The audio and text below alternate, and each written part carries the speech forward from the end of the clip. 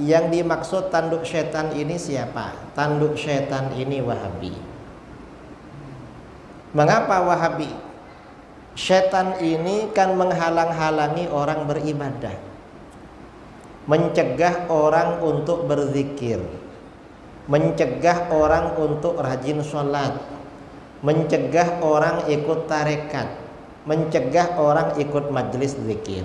Itu setan. Gimana kalau Wahabi? Jangan ke majelis zikir. Mengapa? Itu perbuatan bid'ah. Sama-sama melarang. Setan ini melarang ke majelis zikir, tapi tipu daya setan lemah. Artinya apa? Setan dengan Wahabi ini sama pekerjaannya, malah lebih kuat Wahabi. Mereka menafsirkan tentang tanduk setan, ya, yang akan muncul di Najd adalah dakwah Syekh Muhammad bin Abdul Wahab. Gara-gara melihat satu hadis, satu lafal, tidak melihat lafal yang lain. Dalam hadis Ibnu Umar, Rasulullah SAW bersabda, Allahumma barik lana fi Syamina. Ya Allah, berilah berkah kepada kami di Syam kami. Allahumma barik lana fi Yamanina. Ya Allah, berikan berkah kepada Yaman kami. Qalu ya Rasulullah wa fi Najdina. Ya Rasulullah, bagaimana doa untuk berkah bagi Najd kami? Rasulullah SAW mengulangi lagi, ya Allah, berikanlah berkah kepada negeri Syam, berikanlah berkah kepada Yaman. Mereka pada saat bertanya lagi, ya Rasulullah wa fi Najdina, ya Rasulullah, bagaimana dengan Najd kami? Maka Rasulullah SAW mengatakan, hunalika zalazil wal fitan. Sungguhnya di Najd itu akan muncul gempa dan fitnah-fitnah, kegoncangan dan fitnah-fitnah. Wa biha yatlu'u qarnu syaitan. Dan di Najd akan muncul tanduk setan. Kemudian ditafsirkan oleh mereka, yang dimaksud dengan tanduk setan adalah Syekh Muhammad bin Abdul Wahab rahimahullahu taala. Inilah kedustaan. Mereka memastikan sekarang ini dimaksud dengan tanduk setan adalah siapa? Syekh Muhammad bin Abdul Wahab. Hanya melihat satu lafal, kemudian tidak melihat lafal-lafal yang lain. Dan sini kita dituduh itu tanduk setan, dakwah setan. Kita tidak boleh seperti itu, ya. Dalam riwayat yang lain sangat jelas. Ya Rasulullah, wa fi Iraqina. Tadi riwayat yang lain, ya Rasulullah, bagaimana dengan Najd kami? Kenapa engkau tidak doakan? Dalam riwayat yang lain, Rasulullah, bagaimana dengan Irak kami? Irak maksudnya. Karena Rasulullah SAW sudah sebutkan Syam, sudah sebutkan Yaman, tinggal Irak. Kok Nabi tidak doain? Faraddadaha thalathan. Rasulullah SAW tidak jawab. Sampai sahabat mengulangi 3 kali, ya Rasulullah, kenapa engkau tidak mendoakan Irak? Maka Rasulullah SAW berkata, bihaz zalazil wal fitan. Sungguhnya di Irak itu akan muncul kegoncangan dan fitnah-fitnah. Wa fiha yatlu'u qarnu syaitan. Dan di situ akan muncul tanduk setan. Ternyata yang dimaksud dengan Najd itu bukan Najd di Arab Saudi, tapi Najd di mana? Di Irak. Kenapa Anda cuma melihat satu lafal, tidak melihat lafal-lafal yang lain? Memaksa-maksakan menafsirkan tanda-tanda hari kiamat dengan atau masa depan yang diramalkan oleh Nabi dengan penafsiran mentakyin, memvonis si fulan yang dimaksud dengan tanduk syaitan. Ini ketidakadilan dan kezaliman. Seakan-akan bahwasanya negara Arab Saudi itu merupakan tanduk syaitan seluruhnya. Ini enggak benar. Seorang harus adil, jangan ikut hawa nafsu. Kumpulkan seluruh lafal-lafal hadis. Dan ini yang dipahami oleh para sahabat. Abdullah bin Umar bin Ibnu Umar radhiyallahu anhuma yang meriwayatkan hadis ini. Dia yang pernah memperingatkan ahlul Irak, penduduk negeri Irak. Dia berkata, ya ahlul Irak, wahai penduduk negeri Irak, ma as'alukum anis saghirah wa arkabakum lil kabirah. Aku tidak bertanya kepada kalian tentang suatu yang kecil kemudian aku menjerumuskan kalian dalam perkara yang besar.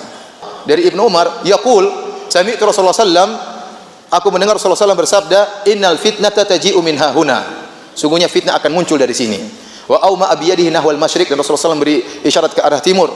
Min haitsu yatlu'u qarnu syaitan. Tatkala muncul tanduk syaitan. Dia sedang berbicara tentang penduduk apa? Irak. Dia ingatkan di sini muncul banyak muncul apa? Fitnah di Irak. Jadi yang dimaksud dengan tanduk syaitan bukanlah di Najd Arab Saudi, tapi di mana? Di Irak. Dan kenyataannya benar. Lihat apa yang terjadi di Irak.